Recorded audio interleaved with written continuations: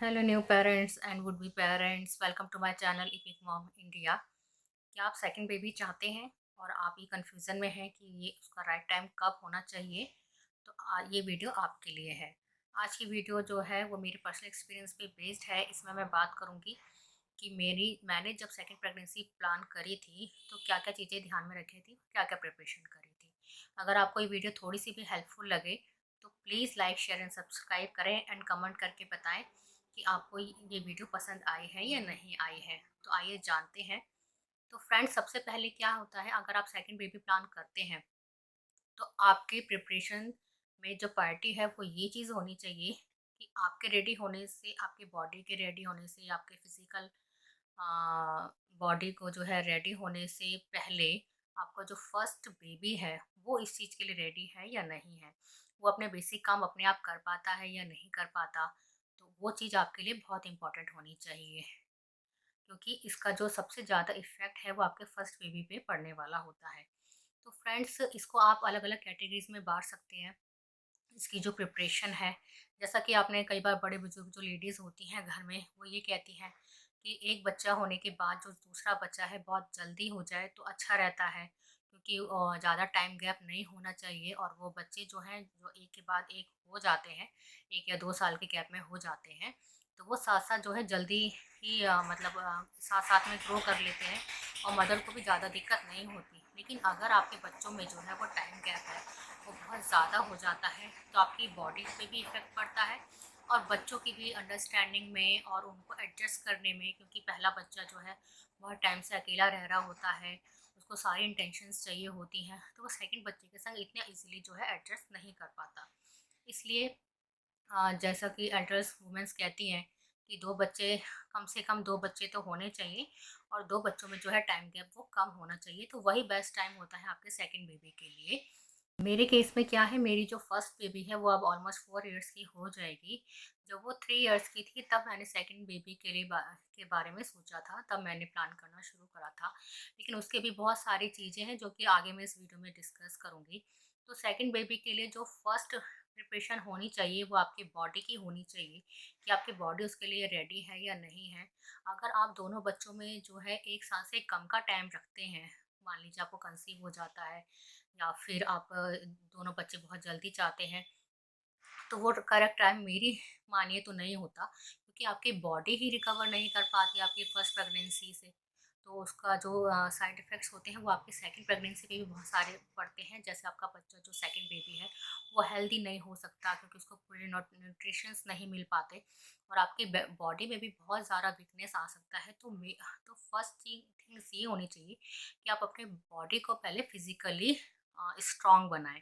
जब आपका first baby होता है तो वो भी ब्रेस्ट फीड करता है, आपके बॉडी में बहुत सारे चेंजेस होते हैं, आपका वेट गेन होता है, फिर आप उस वेट को लूज़ करने के लिए भी बहुत सारी डाइटें वगैरह करते हैं और आपके जो हार्मोन चेंजेस होते हैं वो एडजस्ट हो रहे होते हैं।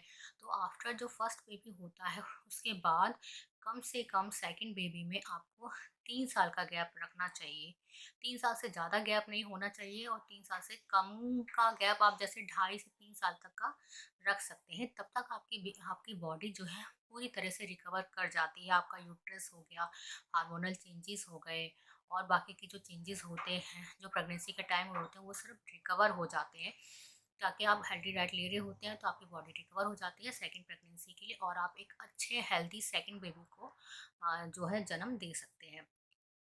तो फर्स्ट थिंग तो यही हो गई कि आपका जो है फिजिकली आप रेडी होने चाहिए। और इसके अलावा क्या होता है, आपका जो फर्स्ट बेबी है वो कम से कम इतना होना चाहिए कि वो अपना जो है खाना पीना अपने आप कर सके। अगर आप उसको इंस्ट्रक्शंस दें, वो अपने बेसिक काम कर सके, अपना सुसु पोटी वगैरह जा सके, ताकि वो जब आपकी डिलीवरी हो जाए उस टाइम पीरियड में वो इतना सफ़र ना करे अगर आपके पास कोई हेल्प नहीं है। अगर आपके पास कोई हेल्प है तो वो तो बहुत अच्छी बात है, लेकिन कई बार ऐसा होता है कि हमारे पास हेल्प नहीं होती, सब जो है लेडीज़ को ही करना पड़ता है। फर्स्ट बेबी को भी देखना है, सेकंड बेबी को भी देखना है, घर के बहुत सारे काम होते हैं, बहुत सारी चीज़ें होती हैं।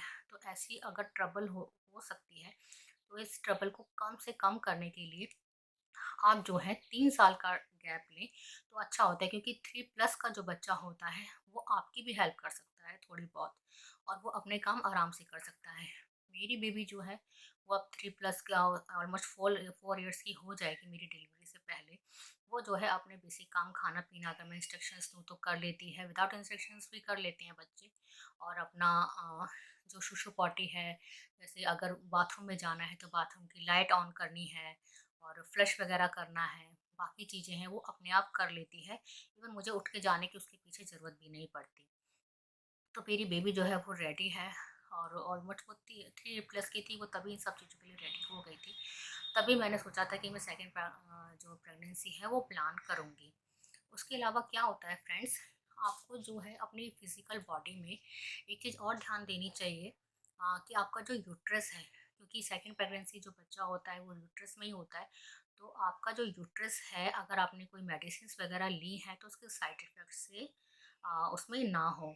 जैसे कि कई बार क्या होता है, हम अनप्लान जो प्रेगनेंसी होती है वो चीज़ें हो जाती हैं।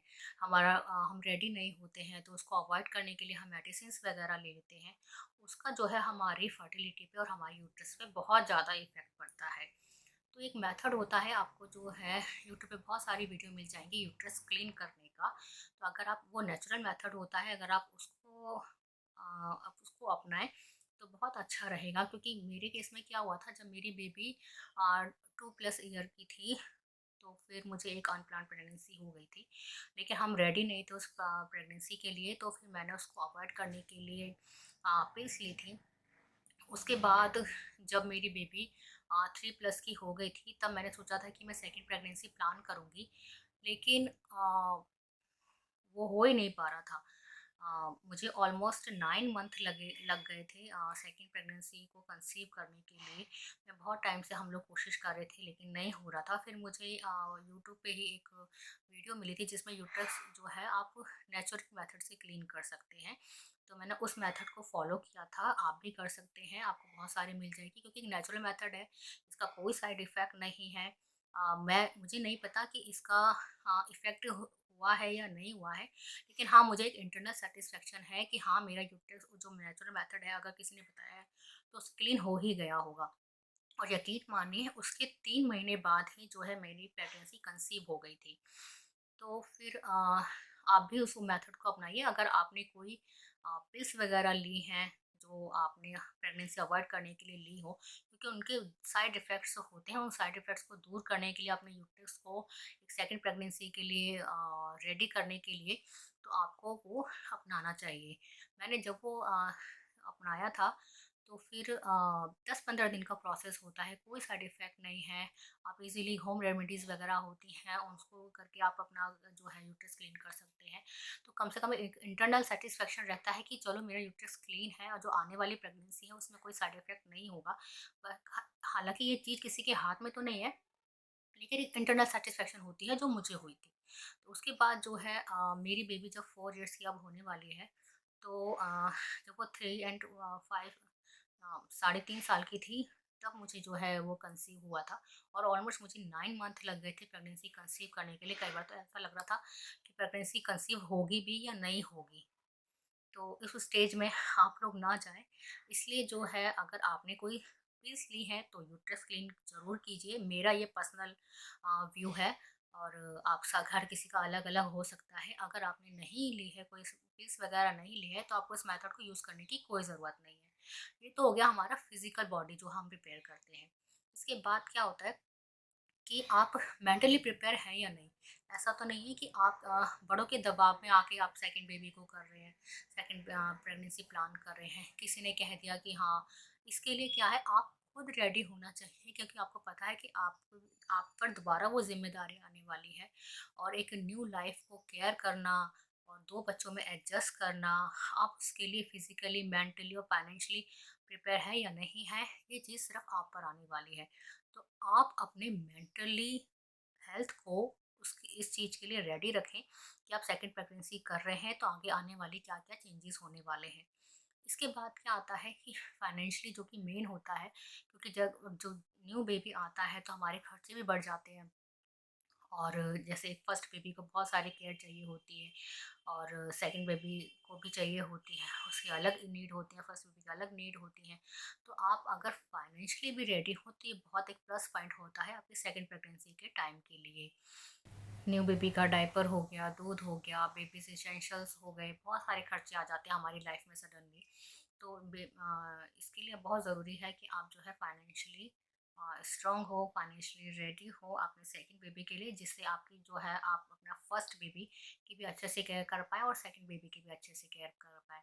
इसके अलावा ये है कि जब आपका टाइम चल रहा होता है, जब आपका बेबी 3 प्लस ईयर होता है और आप सेकंड प्रेगनेंसी के बारे में सोच रहे होते हैं, तो मेरा ये पर्सनल एक्सपीरियंस है कि आपको अपने फर्स्ट बेबी को और अपनी जो प्रेगनेंसी जो बेबी है आपके अंदर एक छोटी-सी जो जान पल रही है, उसके साथ एक इंट्रोड्यूस कराएँ, एक छोटा-सा इंट्रोड्यूस कराएँ, जिससे कि है आपका जो सेकंड बेबी है, आपके फर्स्ट बेबी की लाइफ में एक इनडायरेक्टली ही एक कॉन्टैक्ट बन जाता है, जैसे मेरी बेबी के साथ हुआ है।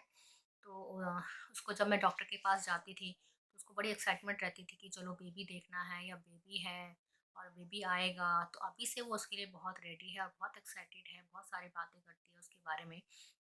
तो उसको कुछ ऐसा नहीं है कि अभी तो उसको ऐसा कुछ नहीं है कि उसको ही सारी अटेंशन्स चाहिए। तो वो मतलब सेकंड बेबी के लिए रेडी है, इमोशनली भी रेडी है।